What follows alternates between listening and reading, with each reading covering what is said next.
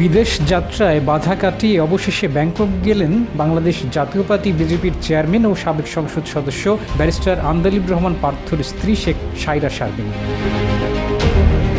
রোববার 18 মে দুপুরে থাই এয়ারওয়েজের TG322 ফ্লাইটে তিনি ব্যাংককের উদ্দেশ্যে ঢাকা ছাড়েন। তার সঙ্গে গেছেন তার ছোট মেয়ে মদিনা বিনতে আন্দালিব। বিজেপির অফিস থেকে এ তথ্য নিশ্চিত করা হয়েছে।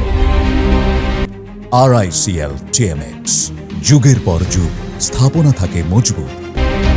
তবে সাইরা শারমিনের এই বিদেশ যাত্রা এতটা সহজ ছিল না। মঙ্গলবার 13 মে দুপুরে ব্যাংকক যাওয়ার পথে হজরত শাহজালাল আন্তর্জাতিক বিমানবন্দরের ইমিগ্রেশনে বাধার মুখে পড়েন তিনি। চিকিৎসার জন্য বিদেশ যাচ্ছেন জানালেও তাকে সেদিন আটকে দেওয়া হয়।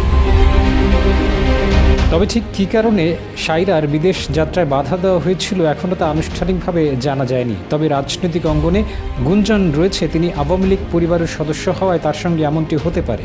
12 মে নিষিদ্ধ হওয়া রাজনৈতিক দল আওয়ামী লীগের বাগেরহাট 1 আসনের সাংসদ ও শেখ হাসিনার চাচাতো ভাই শেখ হেলালের কন্যা এবং বাগেরহাট 2 আসনের সাবেক সাংসদ শেখ তন্ময়ের বোন হওয়ায় বিষয়টি হয়তো ভিন্ন নজরে দেখা হয়েছিল। এছাড়া আন্দালিব রহমান পার্থ শেখ হাসিনার ফুফাতো বোন রেবা রহমানের ছেলে। স্ত্রীর বিদেশ যাত্রায় বাধা দেওয়ার সময় ব্যারিস্টার পার্থ বলেন, তিনি সবসময় আইনের প্রতি শ্রদ্ধাশীল ছিলেন এবং আছেনও। তার পরিবারের সদস্যরা আইন মেনেই বিদেশ যাবে।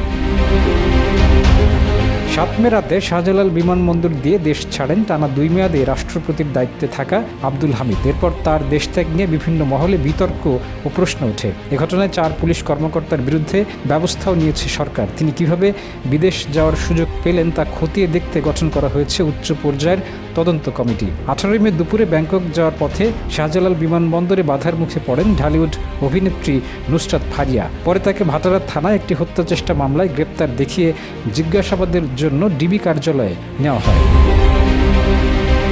ডেস্ক রিপোর্ট, জয় জয়।